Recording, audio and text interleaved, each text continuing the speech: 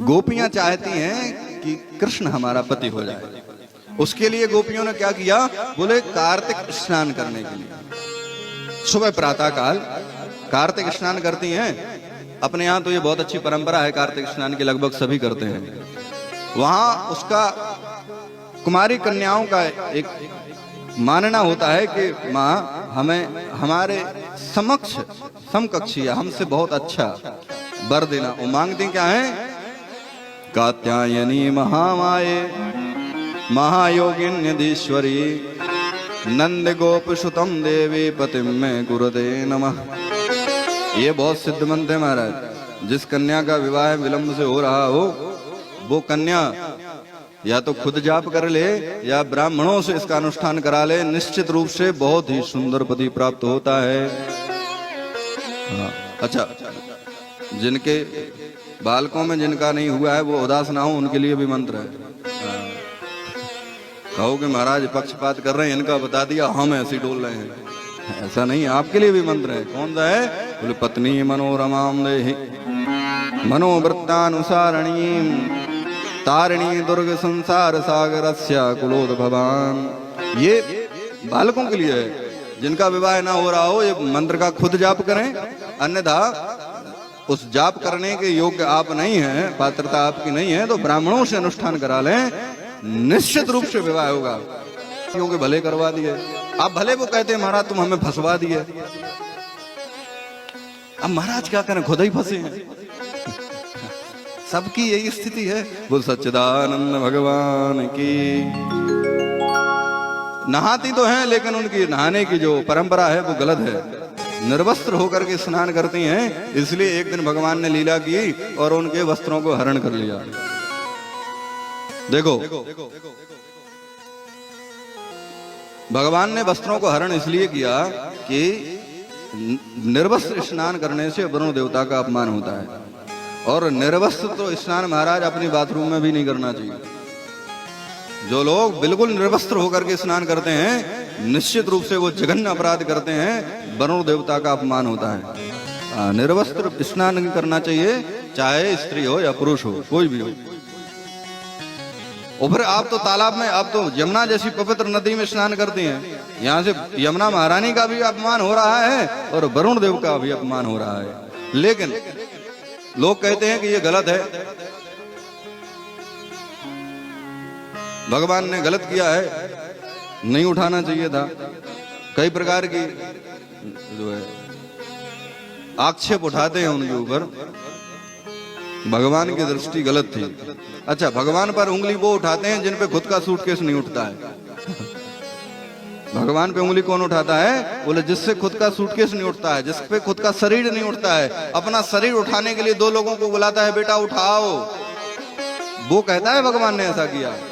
लेकिन आपको अवगत करा दें कि जब इसके बाद गोवर्धन पूजा है, तो जब गोवर्धन पूजा में भगवान ने गिरिराज जी को उठाया तो तब 7 वर्ष के थे, यानी कि अभी तो यहाँ पे 5.5 वर्ष के हैं।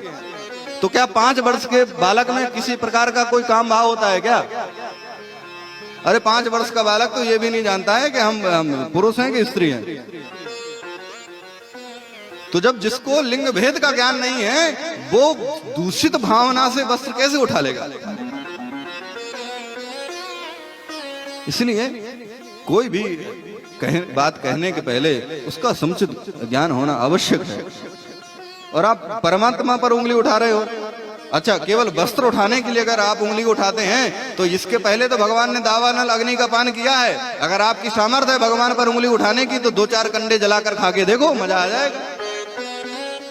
यहाँ तो वो पूरी दावानल अग्नि ही पान कर गए, 2-4 अंगारे खाकर देखो, समझ में आ जाएगा। भगवान की बराबरी करना है तो केवल महिलाओं के वस्त्र उठाने के लिए ही तुम्हें बराबरी करनी है। केवल भगवान ने गोपियों के साथ में रास किया है तो तुम्हें भी 4-5 स्त्रियों के साथ में रास करने की, इसके लिए बराबरी करनी है तुम्हें भगवान की।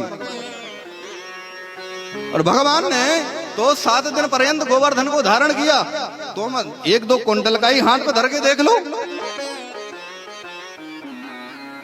जहां तुम्हारी बन रही है वहां भगवान ने भी तो ऐसा किया है, और जहां तुम्हारा नहीं बन रहा है वहां और हम क्या कर सकते हैं? इतने पढ़े लिखे थोड़ी हैं, उतने ही पढ़े हो जितना तुम्हें जरूरत है बस।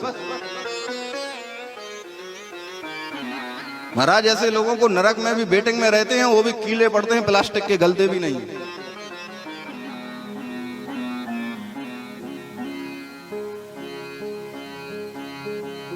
जिस प्रकार से आप अपने माँ बाप की किंचित मात्र भी बुराई सहन नहीं कर सकते हैं, इसी प्रकार वो जगत पिता है, हमारे पूरे ब्रह्मांड का माँ बाप है, उसकी बुराई आप क्यों करते हैं?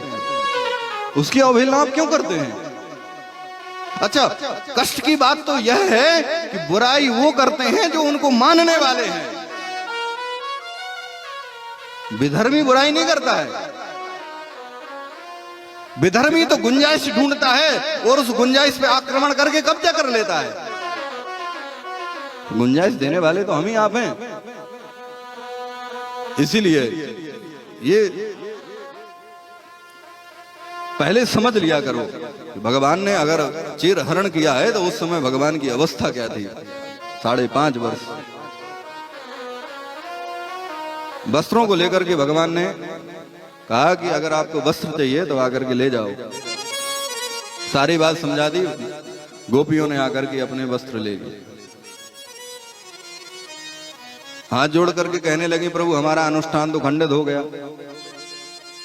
भगवान बोले, अनुष्ठान खंडित तब तक नहीं होता है जब तक हम नहीं चाहते। ब्राह्मण देवताओं को पता है, अनुष्ठान के बाद में एक श्लोक बोला करके भगवान को प्रणाम किया जाता है। यस्य स्मृता च नामोक्ता तपोयज्ञ क्रियादिषु न्यूनम संपूर्णतम याति सत्यो वंदे तमक्षुतम। हे अच्युत भगवान, भगवान को अच्युत क्यों कहते हैं? कि जो पतित व्यक्ति है उसको भी पावन बनाते हैं वो। कोटि विप्रवद लागे जाहु आए शरण तजो नहीं ताहु। भगवान को अच्युत इसलिए कहते हैं, जो च्युत व्यक्ति है, जो पतित व्यक्ति है, वो भी शरण में पहुंच जाता है तो भगवान उसे भी पावन कर देते हैं। इसीलिए तो पतित पावन कहा जाता है भगवान को। भगवान ने कहा, ये श्लोक पढ़ो, हमारी शरण में आओ, हमको प्रणाम करो, हम तुम्हें वरदान देते हैं, सबकी इच्छाएं पूरी होंगी।